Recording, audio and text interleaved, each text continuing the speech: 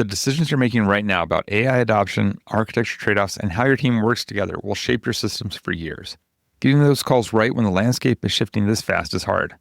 QCon San Francisco has spent 20 years connecting senior engineers with practitioners who are a few steps ahead on the same problems. This November 16th through the 20th, 60-plus speakers across 12 tracks will share what's actually working in production and what isn't. No hidden product pitches, just senior practitioners helping senior practitioners. Learn more at QConSF.com.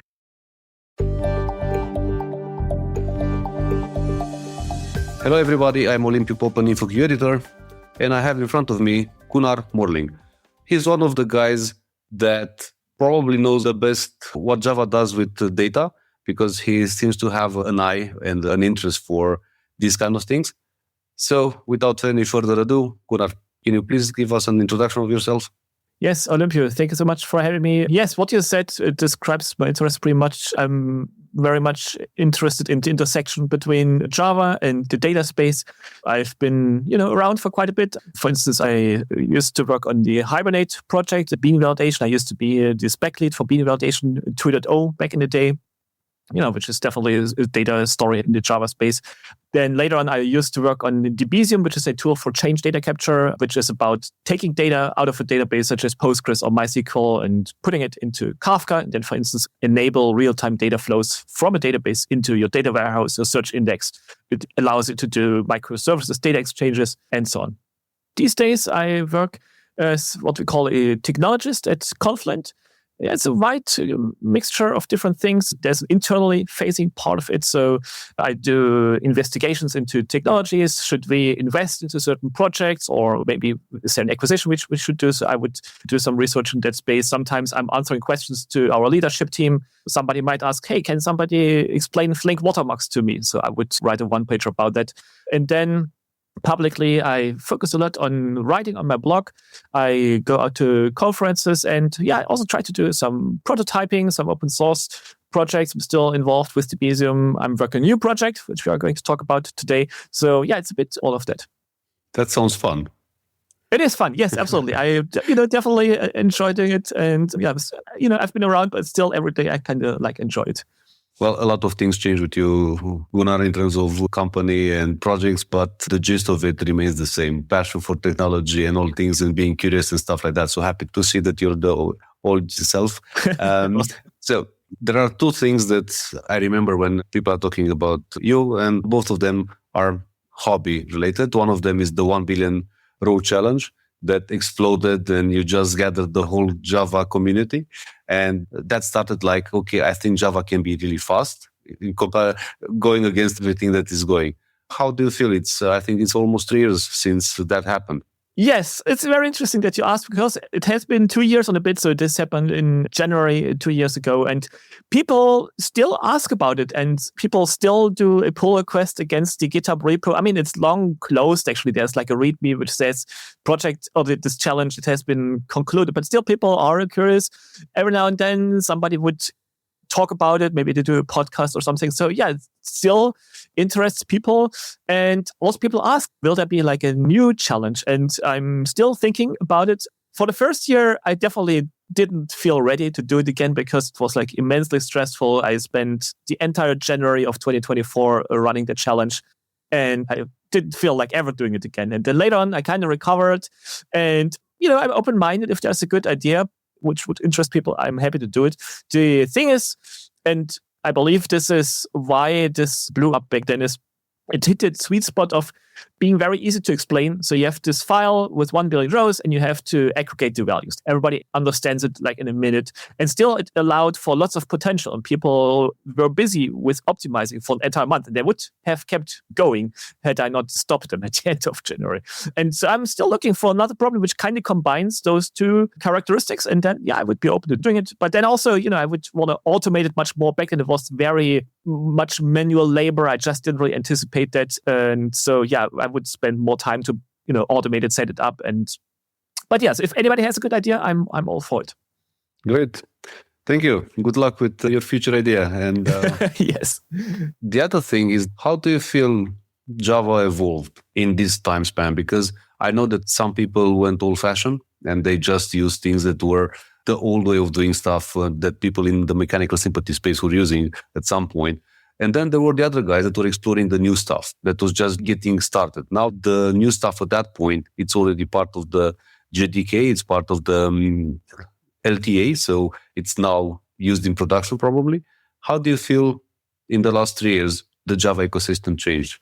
Yeah, I mean, not all of that actually is stable, right? So there is the Vector API, which people heavily used in the challenge. And I don't even know, it's like in the 11th incubator version or something like that. So it's still progressing. But yes, things like the foreign memory API, this has been finalized and people are using this. So yes, I would say Java has come quite a bit since then. I still think if you want to go to that super advanced level of performance, you probably would have to pull quite a few of those tricks which people employed. And then there is like new and additional APIs which didn't even exist back then. So for instance, there's like what I'm really interested in is this compact object headers JEP, which essentially reduces the size of each object on the Java heap. And this allows just for your JVM to use less memory and to, spend less cycles on GC because there's like a smaller total amount of memory to manage. And this is what I think is one of the really cool things about the JVM. So you essentially can keep your application as is, and just by upgrading to a new Java version, you would get better performance, and you would, for instance, also benefit from those new concurrent GC algorithms like ZGC, which also has improved substantially since the challenge.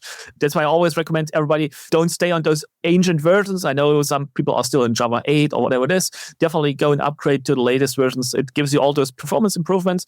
And also, once you have made that leap to a relatively current version, let's say 17, then actually upgrading is also like really easy. So after 17, pretty much everything is like a drop-in replacement, and it doesn't take long to upgrade to the latest one.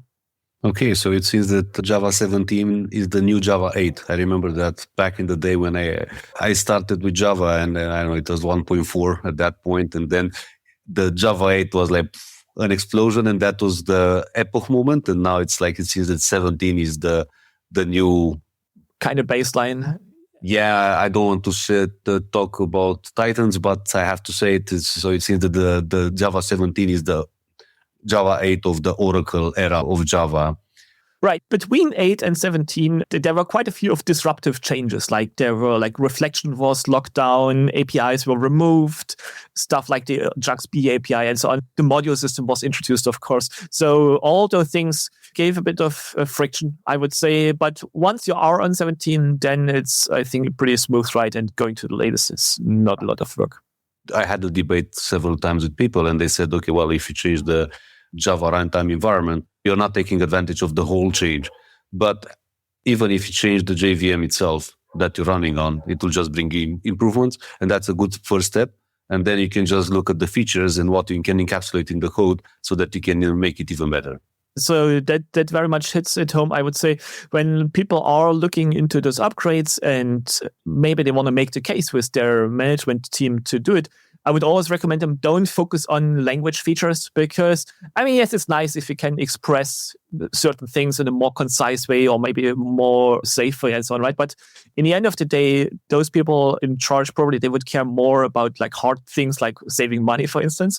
And so that's why I think making the case in terms of performance, making the case in terms of observability, that's like this entire topic of the flight recorder, right? And all the options it enables. So I think that's the better avenue to make the case for doing upgrades, and then, well, kind of for free, you get to also use all those nice language improvements. You do like to play around, let's say like that. And luckily for us, the community, whenever you play around, you also share some things on your blog.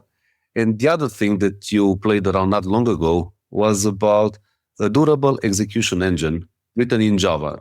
Right. And there are a couple of things that people consider that Java is not. And one of them was Java is not fast. You busted that. Hopefully. Then some people are saying that if you need something real, I feel like in Pinocchio, but I'm a real database engine. And now you worked on that and you're working on that again about building stuff in Java. Tell us a bit about the durable execution engine. What was the motivation and what you wanted to achieve? And what did you achieve actually?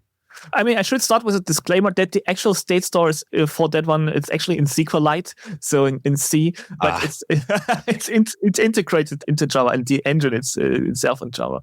But yeah, maybe to set the scene, so for the benefit of everybody, what is durable execution and what's the problem it solves? So when we work on enterprise applications, there's always this problem of what we could call workflows or long-running business transactions, right? So there's a certain activity you need to do over here. Maybe I need to send a message over to another service. Maybe there's like a batch job, which is, for instance, processing your purchase orders and, moves them to their lifecycle from one state to another. So we have those long-running activities in our applications. That's a very common situation. The problem is reasoning about those processes can be very hard if it's implemented in different systems, different components, different jobs. So it's just very hard to understand what's the end-to-end flow. So what happens if I receive a purchase order in my system? What actually happens? It gets sent over to this shipment service and some component is processing it over there. Maybe something goes wrong. So how do I have insight into where is this order stuck? And why does it not get shipped to the customer? All those kinds of questions, right? The idea of this durable execution is to essentially take a very different look at that problem. And the idea is, okay, let's define our processes essentially as a plain program which you write from start to finish.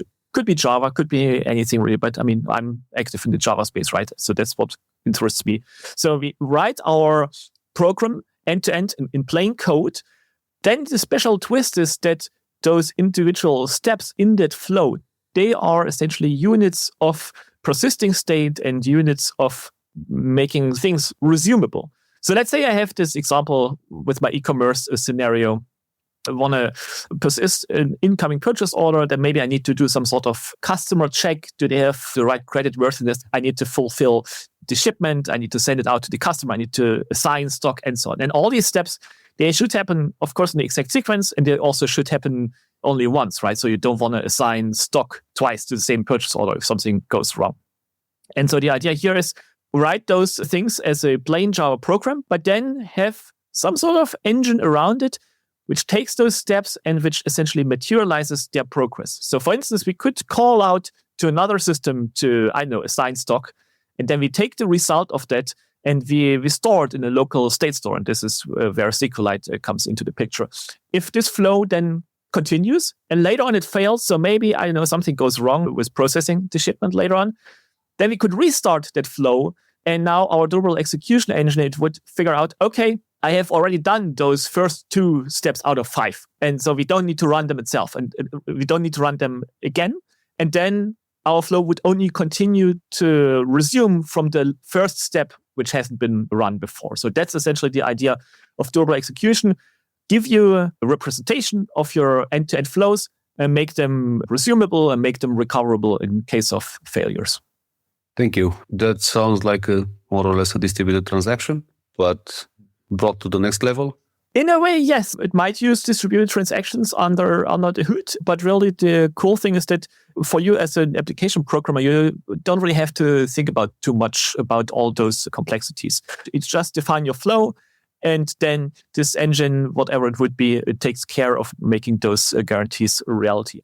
It's not a new idea. This has been around for quite a while. I mean, you could also think about like traditional workflow engines. They kind of are in the same space, but they tended to have like maybe less convenient representations of the flow. So with durable execution, the idea really is, okay, it's plain code which you write and developers love that. So it's not like an XML representation or whatever. I was curious about it. And also sometimes, there's this sort of complexity consideration around it. And people wonder, so, hey, how does this actually work? So I have this program. How does it achieve that it can resume from like a method invocation somewhere down the line in my program? And so I was curious, how could I do this? And also, could we take away the complexity and could we actually come to a point where we don't need a lot of infrastructure for that? It's a plain Java program. There's the state store in SQLite, but really it's not a lot of complexity which is needed here. And that was kind of the idea, to get an understanding and then also to share it with other people. Well, it doesn't have to be complex. This sort of concept actually is relatively easy to be implemented. And just to close the loop on things that Java is not capable of doing, that's something that you didn't target, or from my knowledge, you didn't. That's TUIs, the textual user interfaces. And that's a topic to discuss with Max Anderson, because it seems that he was very keen on proving that Java is able to do it. Absolutely. I'll leave that for a conversation with Max. You should have him on. Yes, absolutely. Yeah, great. But coming back to your current playground. I spoke about Parquet and the whole stack. The guys from Influx Data are calling it FDAP, and what that stands for, Apache Flight, Data Fusion, Parquet, and Arrow. That's what they use for their Influx Data rewrite in Rust. And I'm very happy to hear that this is happening in Java as well, because I'm also looking into the model, and it's nice to have the matching Apache Arrow for the memory model, and then you can just have it on disk with Parquet.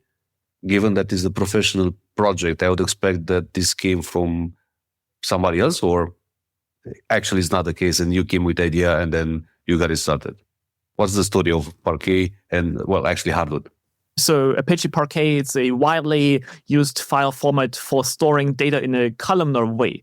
So if you think about maybe a CSV files, they store data essentially in a row-based fashion, right? So each record which you want to persist in your CSV file, it's like a new line. And this is good for some use cases, but it's not so good for other use cases. So think about a situation where you, for instance, want to aggregate all the values from a given field of your data. So let's say you want to aggregate the entire value of all your purchase orders. So with a CSV file or a row-based file like that, you would have to kind of go through all the files, find purchase order field, and sum up those values. So it wouldn't be very fast. And exactly for those kinds of use cases, there's this idea, okay, let's store data not row-based, but column-based. So all the values from one column, like order value, we store all those subsequently. And we do that for all the columns of our data set. And now this has a few advantages. So we can very selectively query that data. So if we are interested in just aggregating all the value from the purchase order value column, we just can sequentially read the data, all the purchase order values of each order. So it's very fast to read. We don't even have to do the I/O for all the other columns because we are not interested. So that's very efficient. And then also storing that data becomes very efficient that way, because if you think about, for instance, timestamps, maybe your data set is ordered. So what you could do is, instead of storing each timestamp like as its own fully self-contained value, you could just persist the first one, and then for the next one, you just store the delta. Maybe it's just like 2 milliseconds later, so you just store a 2 instead of a full timestamp. So it's very space efficient. And then also lends itself very well towards compression.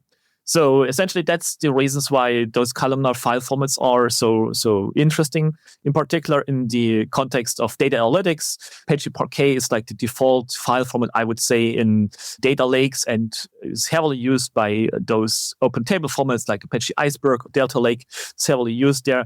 And now the thing is, Parquet has been around for quite some time, and there is a widely used parser and writer, I should say, for that in Java. But also, it's very dependency heavy. So if you use that existing parser, which again is great work by the community, but you pull in essentially the entire Hadoop stack, and you have like a huge footprint of dependencies. And so this is where this project Hardwood, by name, in terms of the name, like, Parquet Hardwood. So it's a play on like different kinds of flooring. So the idea for Hardwood is two things. First, let's see whether we can build a new parser for Apache Parquet without any mandatory dependencies. So it's all written from scratch. There are no mandatory dependencies. And also, I want to make it very fast. And this is actually where we can come back to the 1 billion row challenge, because many of the learnings from the challenge I'm able to apply for building this real-world system. I want to make this multi-threaded, and it is multi-threaded. I want to take advantage of all the CPU cores I have. So that's the idea. Building a parser for Apache Parquet in Java, optimized for minimal dependencies, and very fast. So that's the high-level gist for it. That sounds great. So it should have a very short bomb, right? Because now with the CRA Act, we have to look into that as well. I mean, that's very real. Like all this supply chain attack situation, like all those dependencies, they're a liability essentially, right? And you don't want to have them. And, even not talking about things like class path conflicts, you might have different versions. So really here, the idea is to minimize the dependency set as much as possible. So for instance, and this is where I actually can come back to newer Java versions, there's no logging dependency because, since version 9, Java has a minimal yet good enough logging abstraction. So I'm using that. And then people can just, as a runtime dependency, they can add like a binding to whatever logging infrastructure they want to use. And then there's a couple of optional dependencies. So for instance, Parquet can utilize different kinds of compression algorithms like LZ4 and gzip and so on. And now I didn't want to be in the business of re-implementing all those compression algorithms. So I'm integrating those as optional dependencies. So if you want to parse a given Parquet file with a certain compression algorithm, then you would pull in that compression dependency for that. And it's the same, for instance, for object storage support. So you now can also parse files which are stored in an S3 bucket. So in that case, there's an extra module as part of the Hardwood project, which you would pull in. And now this just has then the dependency to the S3 SDK. You mentioned that you put a lot of effort with two main goals. One is having a small footprint, and the other one is being fast. What are the tricks? Looking back, what would be the recommendation if somebody else is going and, hey, Gunnar, what should I take in mind if I'm building a parser and I want to have this attribute? What are the architectural takes on that? Right. So, the first thing coming to mind is parallelization. So, as I mentioned, we have all our machines, they have so many CPU cores, right? So, on my MacBook, I don't even know, there's 16 cores or something like that. And if I'm single-threaded, I leave 15 cores unused, and it's a huge waste of time, right? So, the idea here is to utilize all the CPU cores. And now the problem is, what I learned actually is, parallelizing the parsing of a Parquet file is surprisingly tricky because, you could think, okay, I could, for instance, start and just say for each of my columns in my file, I just use different threads, right? One thread by column. This sounds good, and that's how I started. But then the problem is, so maybe your data set just doesn't have that many columns. So maybe you just have 3 columns. So then you would be just using 3 CPU cores out of 16. So, it's better than before, but it's still not really good. The idea then was, okay, let's go one step further down, and Parquet actually stores files in what it calls pages. So now the engine actually has this page level parallelism. So we can utilize essentially all the CPU resources we have, all the pages in our file, they are distributed across our worker threads. And now the challenge for that one was, depending, for instance, on the kind of encoding a column has, they might take a different CPU time to decode. So essentially I could have slow columns and fast columns. Well, if I have a fixed amount of threads which are used to decode the pages of a given column, again, I would leave resources unutilized or underutilized. So here the idea is and this is what's implemented, to have some sort of adaptive balancing. So essentially, slower columns, they get more worker threads assigned, faster columns get less worker threads assigned. And that way, again, I'm using essentially as much CPU as I can. So that's the entire topic of parallelization. There is this idea of prefetching. If I work on multiple files which together form a data set, if I'm getting towards the end of my first file, I'm already starting to preload contents from the next file. So, just to avoid any sort of cold start scenario, there's the idea of avoiding the boxing overhead as much as possible. So, as much as I can, I have data in primitive arrays, int arrays, double arrays.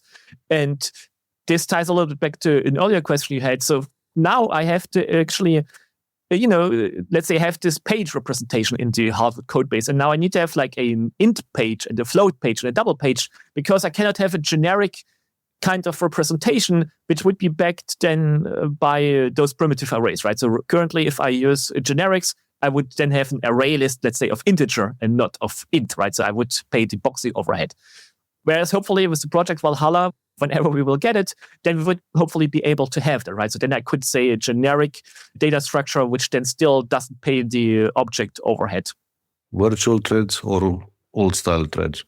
Virtual threads, actually, I don't think it makes a huge difference for the particular workload. But yeah, I felt, why not? And so that's what I ended up using. Thank you. When should I look at Hardwood? When should you use it? Well, I would say hopefully everybody who wants to parse Parquet files in Java, I would love it for them to be the option they choose. Right now, we are still very early. I started the project at the beginning of the year. I did a first release, Alpha 1, a few weeks ago. I'm going to do a Beta 1 release very soon. Functionally, I would say it's pretty complete for the reading side of things. We support all the encodings. We support all the physical and logical types. We support both a row-based and a column-based way for reading through the data. We support data mapping into Avro. As I mentioned, we support reading data from an S3 bucket. And there's this entire notion then again of just fetching the data which we need. So for instance, if we only are interested in a specific column, we would only get those bytes from the remote bucket for that column. there's also this notion of predicate pushdown. So you can say, I want to have only data which satisfies a certain filter criteria. I don't know, or only purchase over 100. We can take that predicate, and Parquet supports also statistics. So essentially, it also allows you to cut down on the chunks you even read. So we support all that. It's pretty complete read-wise, I would say. And then very soon, hopefully, we can have like a stable 1.0 release. And soon after that, for 1.1 release, I also would want to have write support and then make it like a fully comprehensive Parquet library for both reading and writing. So let's say I'm just reading a line or whatever. Right. What will I get back? There's two modes, essentially. So there's what we call the row reader API, and this essentially allows you to iterate through your data set. It's like an iterator kind of pattern, and you can access all the columns of your rows. Parquet supports nested data, so you could have like substructures or you could have lists. And then this row-based format, it would, for instance, give you like an array of, I don't know, the tags of your blog posts or whatever your data is about, right? So there's that, which is nice if you want to work with this data in some sort of object-based way, right? And also there is just merged this earlier this week, there's the support to give you this as an Avro record. So many people in the Parquet space, they use Apache Avro as some sort of binding format. So we also support that. And this is good if you want to access complexly structured data in an object-based way, let's say.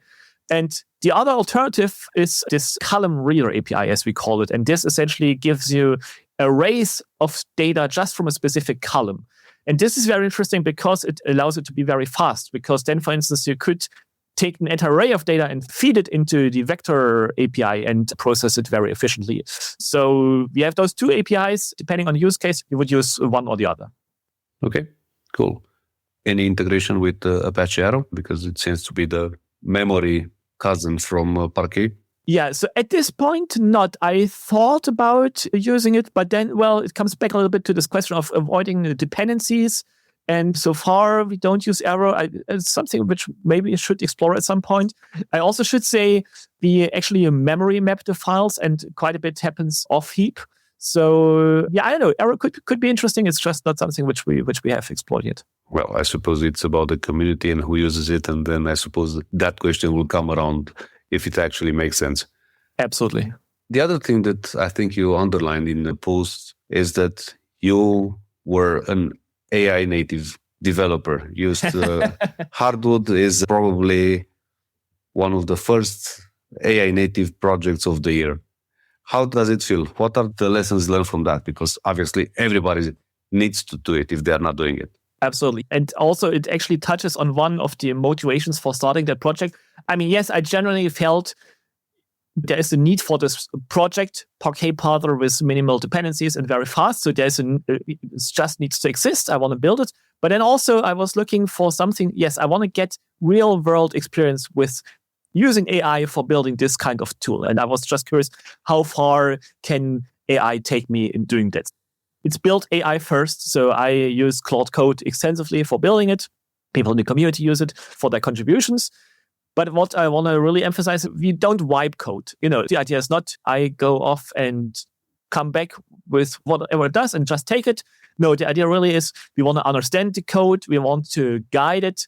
And we want to establish certain structures. We want to have a code base which is well maintainable. So it's pretty prescriptive in terms of how we are using AI. It's still evolving, but so I don't know. In my Claude MD file, for instance, I tell it very explicitly, always start with a design document.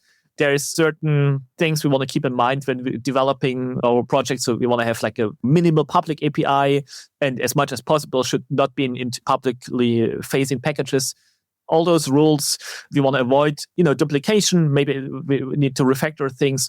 So all of those things are in my Claude file, and as much as possible, it adheres to that. Or if it doesn't, well, then I ask it, so, hey, now we have some redundancy here.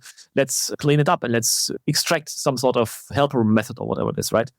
And I mean, in particular, I think for Parquet, it's actually a very good problem to be solved with AI because there's a very well-written spec. It's very clear what we need to build. There's specifications of all the different parts of the file and so on. So it's very clearly defined. And also there's a very extensive test suite provided by the Parquet community. So there's hundreds of Parquet files. And so what we are doing is essentially we take the existing Parquet parser, have it parse all those files, and then compare the output to whatever Hardwood gives us. And if there's a difference, well, it's a bug we need to fix, right? And AI is great for that. So I can tell it for that file from the test suite, there's a difference to the upstream parser. So why is it? And can you go fix it? And by now, actually, we have achieved full parity. So the outcome is exactly the same. I'm still really excited about all that stuff. For instance, I think it doesn't have this idea code needs to be maintainable. So very often it would, let me add another if else over here and let me, duplicate some stuff over there. So you still need to, be on top of things and guide it and make sure what it produces is meaningful and good quality. But it's a massive productivity booster. We would be nearer at the point where we are at without using those tools. Okay. I like your approach about using a design document before implementing something bigger.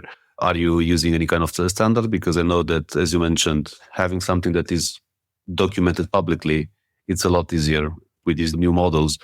Is it something that you gave it a template, or is it something that you just pointed, do the ADR, whatever? No, it's not.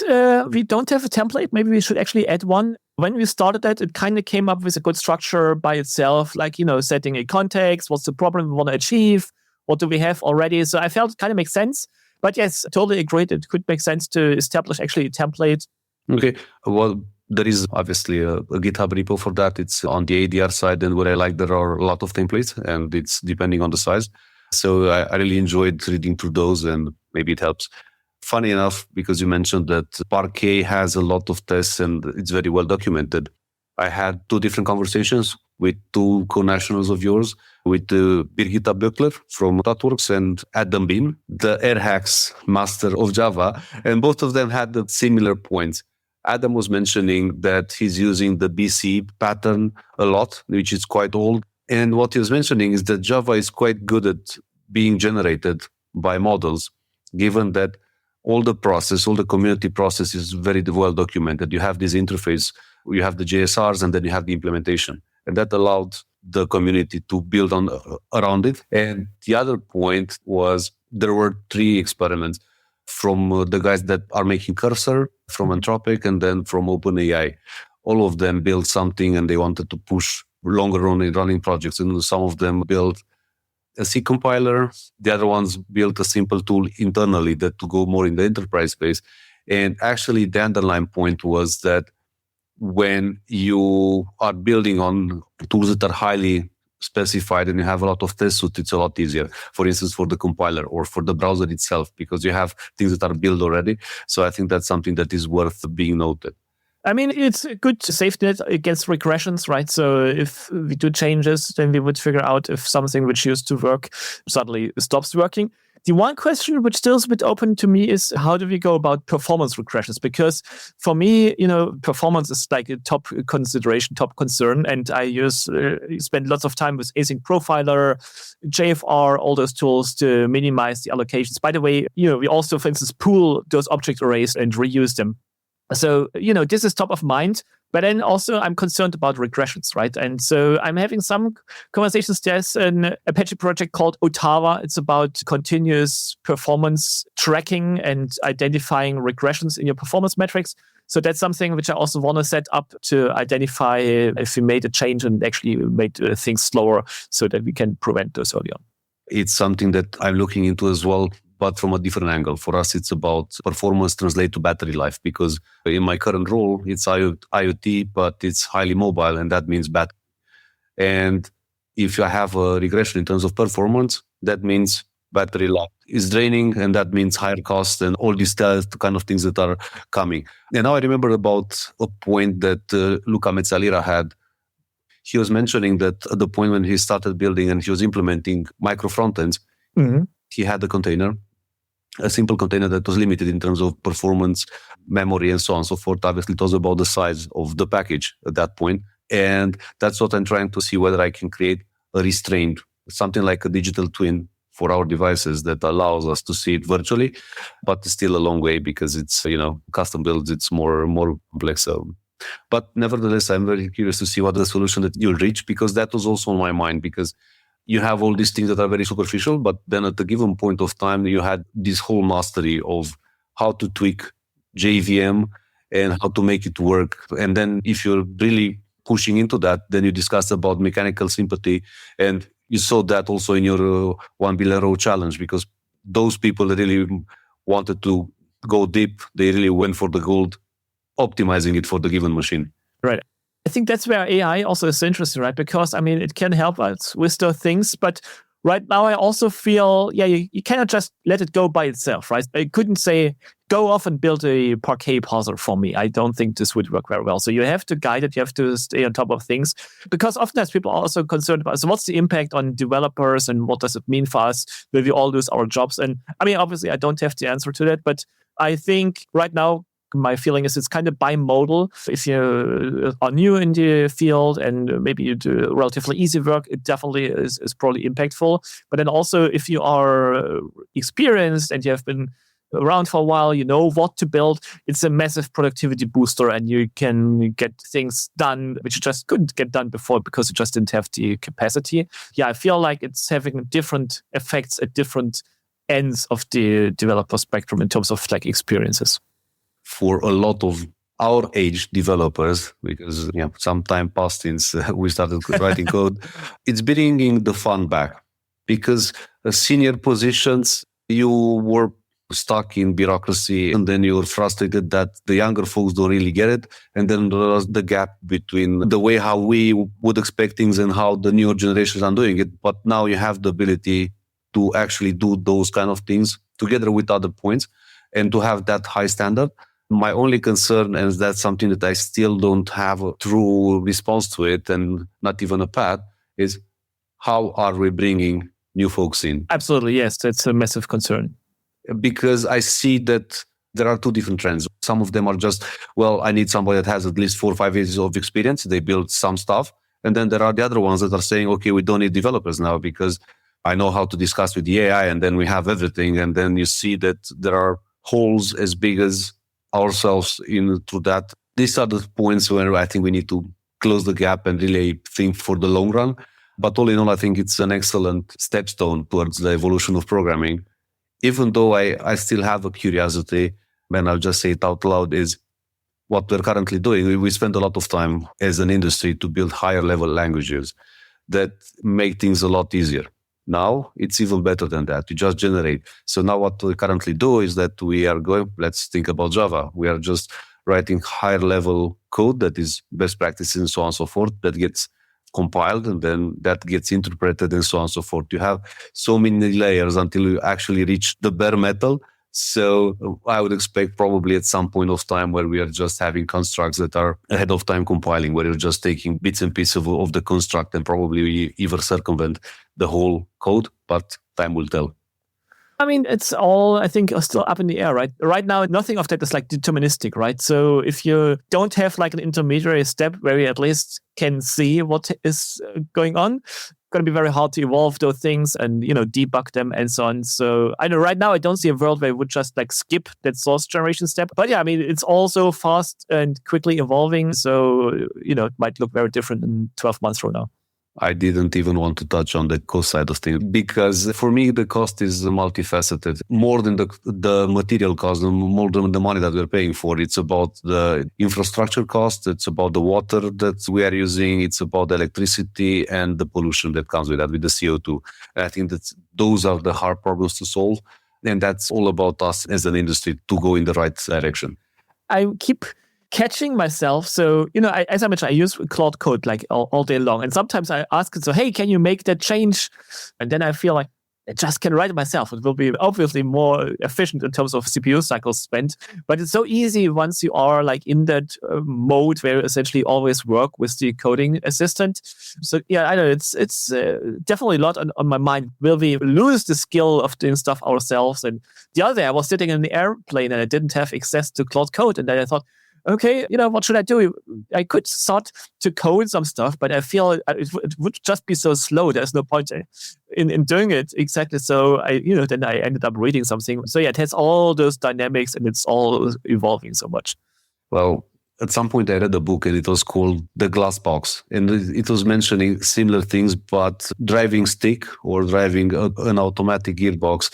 And it was like at a given moment of time, it's about you just taking you out of the comfort zone and try to do different things, because in these particular cases, and I think that's about discipline and how to do stuff, but that's a whole different conversation. Right.